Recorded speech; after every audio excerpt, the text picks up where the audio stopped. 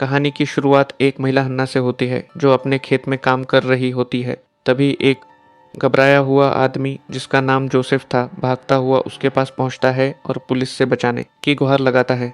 हन्ना उसकी मदद करने के लिए अपनी रहस्यमयी गुफा का दरवाजा खोल देती है और उसे अंदर छिपा लेती है। लेकिन जोसेफ बड़ा ही रंगीन मिजाज इंसान था और गुफा के अंदर छिपते ही वह हन्ना के करीब आने की कोशिश करने लगता है। जब पुलिस वहां से चली जाती है तो दोनों साथ में वहां से निकल जाते हैं और धीरे धीरे एक दूसरे के साथ रहने लगते हैं। कुछ समय बाद पुलिस आखिरकार जोसेफ तक पहुंच जाती है, मगर जैसे ही वे उसे पकड़ने वाले होते हैं वह अचानक पानी में कूदकर गायब हो जाता है। किसी का मानना था कि वह डूब गया, जबकि कुछ लोगों का कहना था कि वह भागकर अमेरिका पहुंच गया और वहां एक सफल बिजनेसमैन बनकर ऐश की जिंदगी जीने लगा। दूसरी ओर हन्ना और उसकी बेटी एग्नेस बाजार में सामान बेचकर अपना गुजारा कर रही थी। एग्नेस अपने कजिन जान से प्यार करती थी जो पोस्ट ऑफिस में काम करता था। साथ ही वह अपने पालतू जर्मन शेफर्ड कुत्ते से भी बेहद लगाव रखती थी। कुछ समय बाद एग्नेस एक बेटे को जन्म देती है जिसका नाम ऑस्कर रखा जाता है। उसके असली पिता कौन थे यह बात शायद भगवान ही जानते थे। जन्म के बाद ऑस्कर लगातार रोता रहता है और किसी भी तरह चुप नहीं होता। आखिर उसकी माँ उसे वादा करती है कि जब वह 3 साल का हो जाएगा तो उसे एक खास टिन ड्रम मिलेगा, तभी जाकर वह शांत होता है। लेकिन जब ऑस्कर अपने तीसरे जन्मदिन पर बड़ों को शराब पीते और अजीब हरकतें करते देखता है तो वह फैसला कर लेता है कि उसे कभी बड़ा नहीं होना है। अपने इस फैसले को सच करने के लिए वह सीढ़ियों से जानबूझकर गिर जाता है। उस हादसे के बाद उसका शरीर बढ़ना बंद हो जाता है और वह हमेशा 3 साल के बच्चे जैसा ही दिखाई देता है।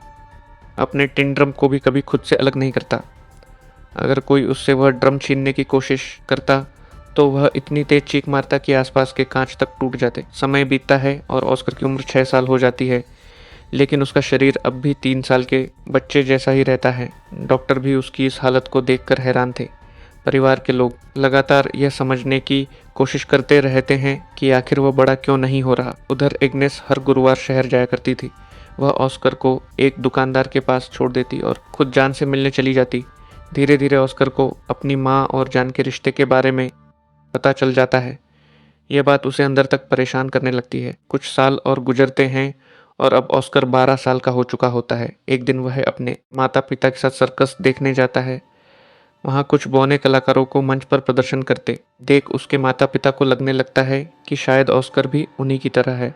शो खत्म होने के बाद उन कलाकारों का लीडर ब्रेबिल ऑस्कर की प्रतिभा से प्रभावित होकर उसे अपने ग्रुप में शामिल होने का प्रस्ताव देता है, लेकिन उसके माता पिता उसे अपने साथ घर ले जाते हैं। इसी बीच वह दुकानदार जिसके पास एग्नेस ऑस्कर को छोड़ती थी, एग्नेस से प्यार करने लगता है। वह उसे और ऑस्कर को अपने साथ लंदन चलने का प्रस्ताव देता है, लेकिन एग्नेस उसे ठुकरा देती है। कुछ समय बाद एग्नेस को पता चलता है कि वह गर्भवती है और उसके पेट में जान का बच्चा है। यह खबर उसे बेहद परेशान कर देती है। वह तनाव में रहने लगती है और ज़रूरत से ज़्यादा मछलियाँ खाने लगती है।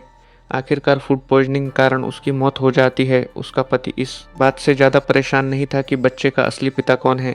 वह सिर्फ एग्नेस को खुश दिखना चाहता था। कुछ वर्षों बाद ऑस्कर अपने ड्रम की मरम्मत कराने के लिए जान के पोस्ट ऑफिस पहुंचता है। उस समय जर्मनी और पोलैंड के बीच युद्ध का माहौल था। पोस्ट ऑफिस में पोलिश लोग हमले की तैयारी कर रहे थे।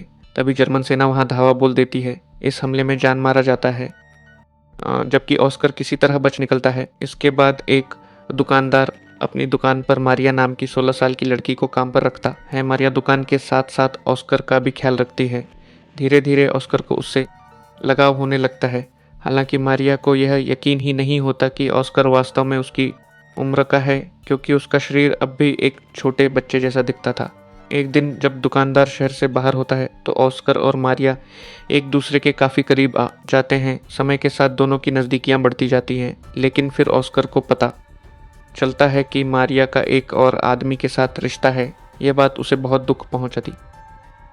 कुछ महीनों बाद मारिया एक बच्ची को जन्म देती है। घर के बाकी लोग बेहद खुश होते हैं, लेकिन ऑस्कर को यकीन था कि वह बच्ची उसी की संतान है और इसी वजह से उसके मन में कई उलझनें पैदा हो जाती हैं। उधर युद्ध के दौरान ऑस्कर एक विशेष मनोरंजन दल के साथ जुड़ जाता है जो सैनिकों के लिए कार्यक्रम पेश करता था। वहीं उसकी मुलाकात रोजविथा नाम की एक लड़की से होती है और उसे उससे प्यार हो जाता है। कुछ समय तक उसकी ज़िंदगी काफ़ी अच्छी चलती है, लेकिन फिर अमेरिकी सेना के हमले में रोज़विथा मारी जाती है। इस हादसे के बाद ऑस्कर वापस घर लौट आता है। वहाँ वह मारिया के बेटे को एक टिन ड्रम उपहार में देता है, बिल्कुल वैसा ही जैसा उसे बचपन में मिला था। मारिया उसे देखकर खुश नहीं होती, लेकिन दुकानदार उसे अपने घर में छिपा कर रखता है, क्योंकि कुछ लोग ऑस्कर को अस्पताल भेजना चाहते थे। जैसे जैसे युद्ध खत्म होने की ओर बढ़ता है, शहर का माहौल और खतरनाक होता जाता है। दुकानदार ऑस्कर और अपनी पड़ोसी लीना को घर के बेसमेंट में छिपा कर रखता है। उसे अपने नाजी अतीत के सबूत भी छिपाने पड़ते हैं। एक दिन रूसी सैनिक उनके घर पहुंच जाते हैं और लीना के साथ ज़बरदस्ती करने लगते हैं। अपने नाजी होने का सबूत मिटाने के लिए दुकानदार अपना बैज निगल जाता है, लेकिन वह उसके गले में फंस जाता है और उसकी मौत हो जाती है। अगली सुबह एक नया आदमी दुकान पर आता है, जो अब उस दुकान का मालिक बन चुका होता है। वह दुकानदार का अंतिम संस्कार करवाता है, क्योंकि उसने भी हाल ही में अपने परिवार को खोया था और दर्द को अच्छी तरह समझता था। दुकानदार की मौत के बाद ऑस्कर को एहसास होता है कि अब उसके जीवन में कोई अपना नहीं बचा। वह फैसला करता है कि अब समय आ गया है कि वह दोबारा बढ़ना शुरू करे। वह अपना प्रिय टिन ड्रम एक कब्र में फेंक देता है। तभी अचानक एक पत्थर उसके सिर पर आकर लगता है और वह बेहोश हो जाता है।